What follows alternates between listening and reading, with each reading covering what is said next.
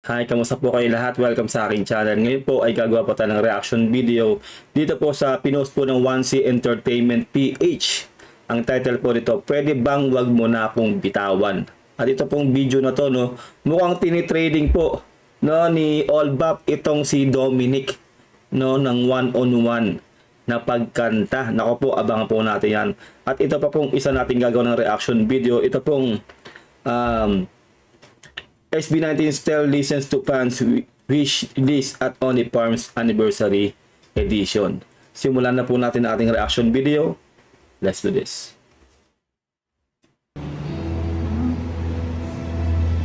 Nandito pa rin ako sa paraiso. Pinangako na sabay natin binuo. Grabe boses ni Pao. Parang ako yung kinakabahan tuloy kay Doming no? Isipin nyo na i-one-on-one ka ni Pinuno, di ba? Parang ano yan, parang kailangan galingan mo talaga kasi ano yan, alam nyo naman, di ba? Si Pinuno na yan. Kumbaga leader yan. Kumbaga dapat talagang galingan mo para hindi ka mapahiya dito kay Allbap, di ba? Minuto, segundo, ibigay ko ang lahat. Wow. Muna kung saan iyong bigat. Wow, grabe naman yon, Doming. Parang medyo ayaw ko para saan tayo ng ng pakiramdam dito. Parang medyo kinakabahan si Doming. Siyempre pinuno 'yan eh, pero nakita niyo naman yung blending ba tawag doon, yung huling ano niya, no? Huling letrahan niya, no? Grabe ha. Parang nakakaba talaga 'to. Unti-unting kumupas lahat ng kulay. Suwabe. Naglaho ang sigla ng dati, punong-puno ng buhay. Nice.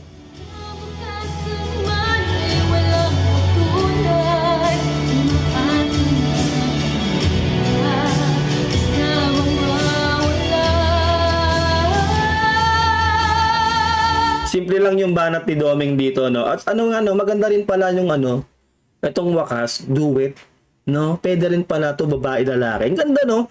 Para tong wakas nga, no? 'Di ba, una nating nagawa ng reaction video noon yung version lang ni Junard o ni Stel, 'di ba? Gandang-ganda din ako doon na pwede pa lang pang isang tao lang. Kasi syempre may mga pasok ng lyrics, 'di ba? O ng linya sa ano, para magkapatong eh kasi nga lima silang kumanta, 'di ba? Pero nagawa ng justice yun ni Stel noon yung nag-dive siya. Tapos ngayon dito, no? Si Doming isa kasi Allbap, 'di ba, si Pinuno. Pwede pa lang duet to. No, ang gandang pakinggan. Paslat ng kulay. Nice. Naglaho ang sigla ng dati, punong-puno ng buhay. Wow. Nangingiti si Allbap eh, no, sa kanta ni ni Doming, no.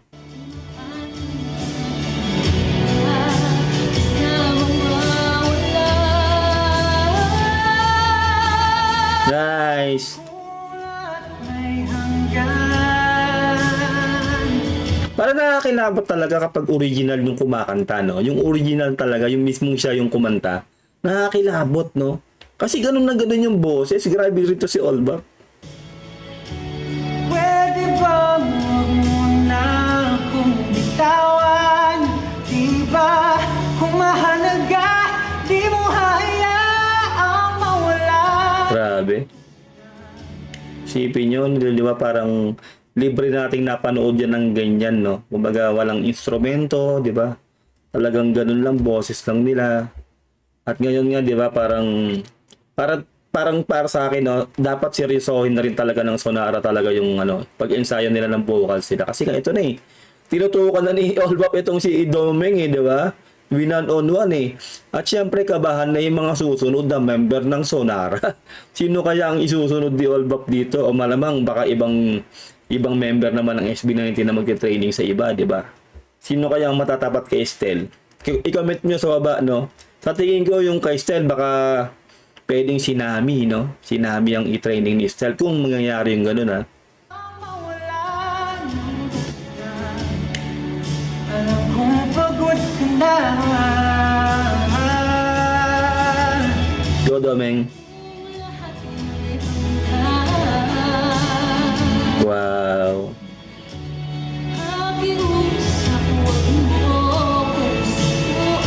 Wow.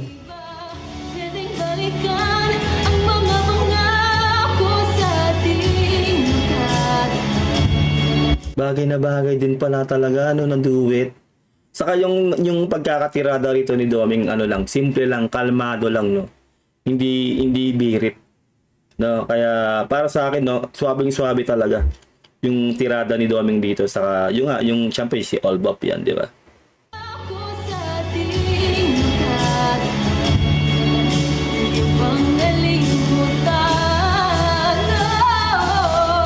Nice. Nice. Ayun, grabe. Anong masasabi nyo doon sa naging parang duet nito, no? Ni Olbop saka nito ni Domeng. Mag-comment po kayo dyan sa baba. Sunod na po nating reaction video. Ito pong ganap ni Junard aka Estel, no? Dito po sa SB19. Estel listens to fans wish list at Only Farms anniversary celebration. Simulan na po natin to. Let's do this. During the recent celebration of the anniversary of the Only Farm subscriber hub, fans of SB19 Stel gathered to mark the occasion in a special event attended by Stel himself. Mhm. The event, which was organized by dedicated fans, provided a unique opportunity for Stel to hear directly from the fans and their wishes. One of the highlights of the event was Stel listening to the Only Farms members' wish list. Fans eagerly shared their hopes and support for the hub, expressing their desire for continued success. Stel, visibly touched by the fans' dedication, took the time to acknowledge their support and shared his gratitude for their unwavering love. Mhm. Sana concert! Oh!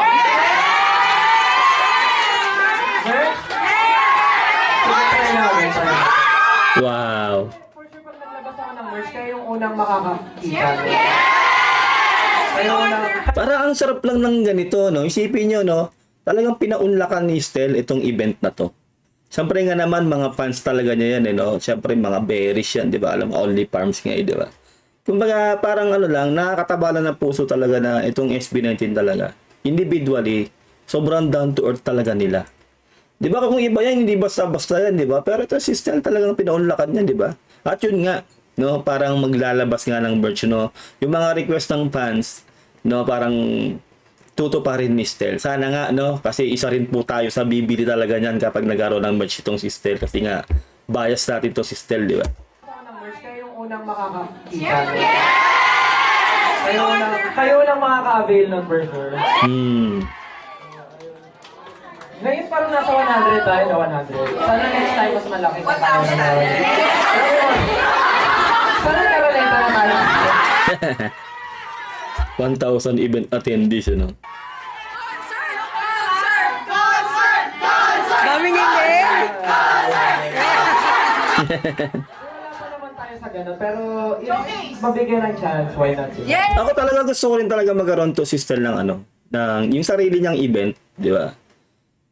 Yun nga, syempre kahit hindi yung malaking concert, yung parang ganito lang, yung para talagang alay sa mga fans talaga niya.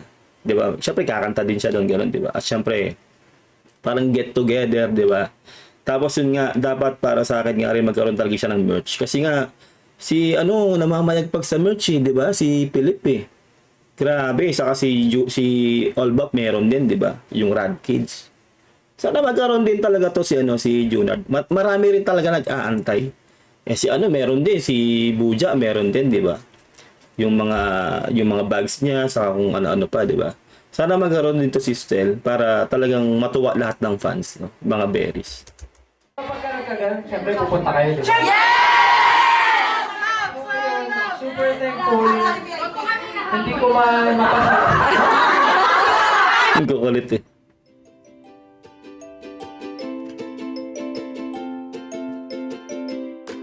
Sa akin, maaring to pa rin ni Stel yung mga yan, no? Hindi mang malaki ang concert pero gagawin niya yan.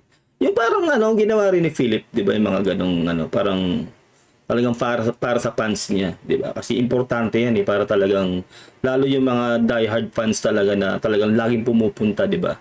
Effort din kasi talaga yun para talagang makita rin ni Stel, 'di ba, na yung fan base niya talaga Kasi yung iba talaga, nag-e-effort talaga. Lahat ng ganap talaga. Lalo yung mga fans ni Philip, di ba? Talagang dinudumog talaga lahat ng event ni Philip. No, lahat ng gawin talaga ni Ken, di ba? Talagang dinudumog talaga ng mga fans niya. Kaya sana magkaroon din ng ganito si Junard. Pero hindi kahit hindi lang si Junard, lahat sila. Lahat sa SB19 kung hindi man sila busy, di ba? Wala silang ganap na as a group, di ba? Sa tingin ko totoo pa rin yan ni Junard, no. Isa lang.